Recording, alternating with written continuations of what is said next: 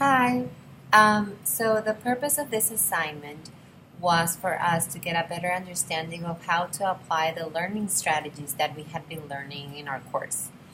This was the final project for this course, and it had three steps throughout the term. We had to do a proposal at some point, and then we had a midterm update, and then the final project. We had the option to select from a range of options based on our current teaching situation. Therefore, I chose to do an individual intervention. This was required to be based on a scholarly literature and direct observation data. So we had to implement an intervention and then to evaluate it for a student with disability.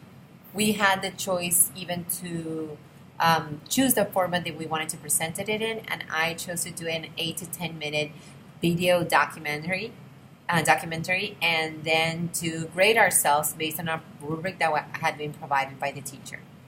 So what I did is I presented a case study on one of my students. Let's call her Mary, who is in fifth grade and had a learning disability, which was dyslexia at that. It's still dyslexia, but it was dyslexia.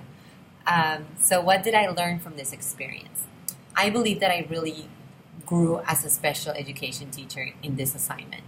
Not just in this assignment, but in the whole course itself as well. I'm just looking back at this and I can see that I'm still applying all of the strategies that I had learned in this course. In the past, I didn't actually know many evidence-based research strategies, especially not those on how to implement and on how to develop fluency skills. And now I was presenting a case based on a fluency intervention. So for me, this was a big deal.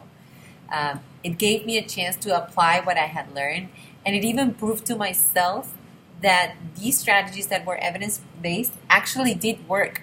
So being able for parents, teachers, and more importantly for the students to see their progress was just such an incredibly rewarding experience for me. And it continues to be an incredibly rewarding experience because I continued applying these strategies this way as well.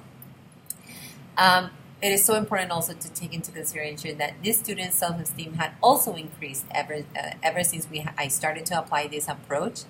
And lately we had compared with her on the evaluation from the list of words and nonsense words that we had tested her back then, and now we did it again a couple of days ago, and she could see that she had actually increased 1.5 minutes in her fluency from those words. So it was amazing to see that kind of progress for her too. So more importantly, I learned about evidence-based strategies that would help me to approach my students with disabilities, and I believe that I have now a much bigger understanding of the learning process and how the different evidence-based strategies that I could apply for specific areas of concern.